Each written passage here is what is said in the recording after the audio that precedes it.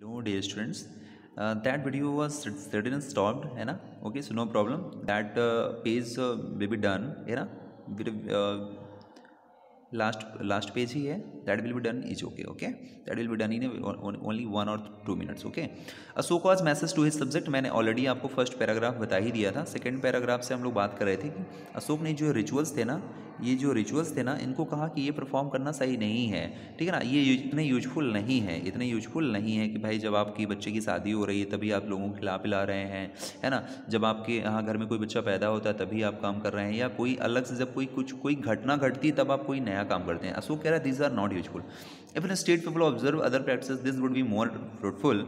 What are these other practices. तो अशोक के other practices क्या है. अशोक क्या कहता है कि इनके बजाय क्या करना चाहिए आप लोगों को. These are being gentle with slaves and servants. आपको जो आपके स्लैव्स हैं, दास हैं, घर में नौकर हैं, ठीक है ना, उनके लिए आपको जेंटल रहना चाहिए, अच्छी बातें करनी चाहिए उनके लिए, ठीक है ना. रेस्पेक्टिंग ऑन एल्डर्स, आपको अपने बड़ों का सम्मान करना चाहिए. आप सभी लोग करते हैं अपने एल्डर्स का सम्मान, अपने पेरेंट्स का, अपने भाइयों बहनों का करते हैं, करना चाहिए, एल्डर्स जो भी हैं आपसे. Treating all creatures with a compassion, ठीक है ना, जितने भी संसार में जितने भी प्राणी हैं सभी से प्यार करना चाहिए, चाहे वो जानवर हो चाहे वो इंसान हो. ऐसा नहीं आप लोग देखते हैं जैसे ही जानवर को देखते हैं उसको मारना शुरू कर देते हैं. बड़े आराम से उसे ट्रीट करिए, ठीक है ना. वो जानवर है क्यों, क्योंकि भगवान ने उसको बनाया है ना. वो तो ईश्वर की कृति है ना. हो सकता है कि नेक्स्ट वाले बर्थ पे हम लोग भी इन्हीं की तरह हो, है ना, ये हमारी प्लेस ले लें, इसलिए हमें उनसे बहुत अच्छे से ट्रीट करना चाहिए. अशोक का मानना ये है, और ये बात सच भी है. गिविंग गिफ्ट टू द ब्राह्मण एंड मॉन्क्स, जो ब्राह्मण है ना और जो मॉन्क्स हैं, जो घूम घूम कर क्या देते हैं, शिक्षा देते हैं, ज्ञान बांटते हैं ना, इनको गिफ्ट देना चाहिए. It is both wrong to praise one one's own religion और क्रिटिसाइज एन अदर्स.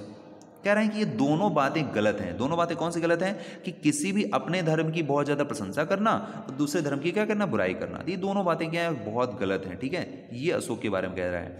इससे होता क्या है, each one should respect the other religions. Each one should respect the other religions. प्रत्येक क्या होते हैं, प्रत्येक को क्या करना चाहिए, दूसरे के धर्म का भी क्या करना चाहिए, सम्मान करना चाहिए. ये बात मैं आपको पहले ही बता चुका हूँ. आप लोग क्या करते हैं, अपने धर्म की बड़ाई करते हैं, दूसरे की जो रिलीजन होता है ना उसकी बुराई करते हैं. यही सबसे बड़ी गलत बात है, ठीक है ना. हमें हर धर्म की प्रशंसा करनी चाहिए. अशोक ने भी कहा था उस समय, और हम लोग इस चीज़ को जानते भी हैं.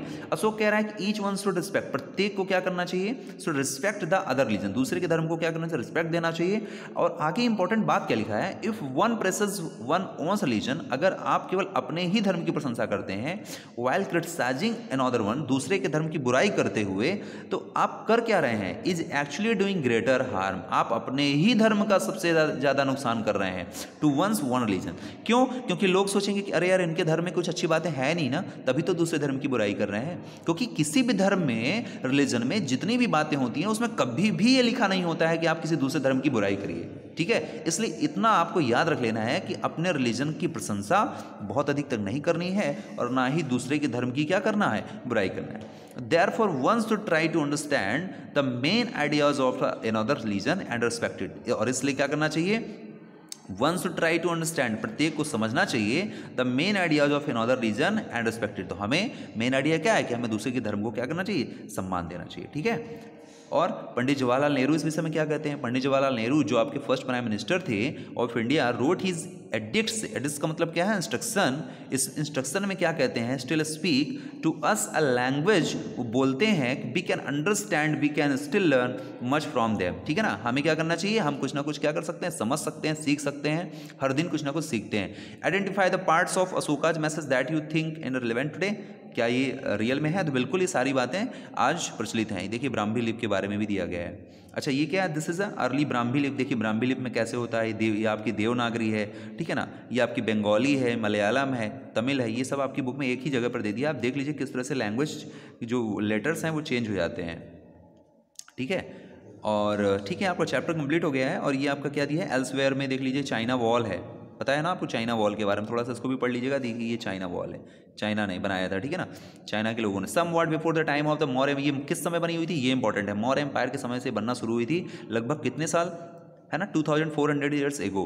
तो क्या हुआ, बिल्डिंग अ ग्रेट वॉल, एक बहुत बड़ी दीवार बनती है, चाइना शुरू करता है. क्यों करता है, ये रीजन पूछ लेता है कि चाइना वॉल बनी क्यों, तो ये रीजन आपका इस पैराग्राफ में दिया गया है. ठीक है, तो इसको आप यहाँ से पढ़ लेंगे कि चाइना वॉल क्यों बनी. ठीक है ना, ये आपके विश्व के आश्चर्यों में काउंट की जाती है. ठीक है, तो विश्व के आश्चर्यों में काउंट किया था, इसलिए थोड़ा सा इसको देख लीजिए। It was mean to protect the northern frontier of the empire from the pastoral people. क्या होता था कि उस समय जो हमारे एरिया के लोग थे ना, वो उधर चाइना की तरफ में ट्रांसफर हो जाते थे, ठीक है। तो इसको उनको रोकने के लिए उन्होंने एक ब्रेकर की तरह बनाया कि एक बहुत बड़ी वॉल बना देते हैं ना, तो इधर उधर लोगों का आना जाना क्या हो जाएगा, बंद हो जाएगा। पेस्टोरल पीपल का मतलब होते हैं चरवाहे, ठीक ना, इधर आ रहे हैं फिर उधर जा रहे हैं।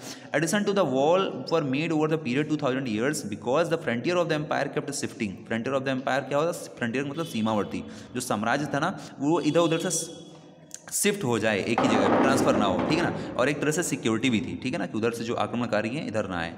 The wall is about 6400 kilometre long. ये इंपॉर्टेंट है, अंडरलाइन कर लीजिए कितनी लंबी वॉल है ये, ठीक है। And is made of stone and brick. किससे मिलकर बनी है, स्टोन और ब्रिक से मिलकर बनी है। विद रोड अलॉन्ग, और इसी ध्यान दीजिएगा ये रोड जो बनी है ना, ये जो आपकी वॉल बनी हुई है ना, इसके ऊपर एक रोड भी है, रोड जैसी बनी हुई है, ठीक है ना। तो उस रोड में क्या है, several thousand of people were to build the wall. हजारों लोग लगे थे इसको बनाने में। देयर आर, देखिए थोड़ा सा क्या दिया, देयर आर वॉच टावर्स, इसमें टावर्स भी हैं, all long at a distance of about 100 से 200 मीटर की रेंज में, ठीक है। तो इसको भी थोड़ा सा आप देख लीजिएगा, इंपॉर्टेंट नहीं है, एग्जाम में पूछा नहीं जाता है ये, लेकिन ये आपके जीके के लिए है, नॉलेज के लिए है, ठीक है। So thank you for this class and we will complete to the next chapter. देखिए हिस्ट्री में हमारा मोस्टली एक ही चैप्टर होगा जो इंपॉर्टेंट होगा, जिसको हम कंप्लीट करेंगे। बाकी चैप्टर हमारे लिए इंपॉर्टेंट नहीं है, तो इस सेशन में हम लोग कंप्लीट उसको नहीं करेंगे। और हिस्ट्री में आपका जो मोस्टली चैप्टर्स थे 7 चैप्टर्स, वो आपके कंप्लीट हो चुके हैं। इन्हीं पर आप अपना काम करना शुरू कर दीजिए, फाइनल एग्जाम में यहीं से पूछा जाएगा, ठीक है। और जो भी आपका सिलेबस है यूनिट 3 और यूनिट 4 वाला, जस्ट आपका रिपब्लिक डे के आसपास सेंड कर दिया जाएगा। आप लोग उसके लिए परेशान मत होइएगा, ओके। और ठीक है, एक चैप्टर इसमें और हिस्ट्री में हम पढ़ाएंगे आपको, इसके बाद आपका हिस्ट्री कंप्लीट हो जाएगा, ठीक है। सारे चैप्टर 2-3 चैप्टर आपके छोड़ दिए जाएंगे, वो आपके लिए इंपॉर्टेंट नहीं है, इसलिए उनको कंप्लीट नहीं किया जाएगा, ओके। Thank you.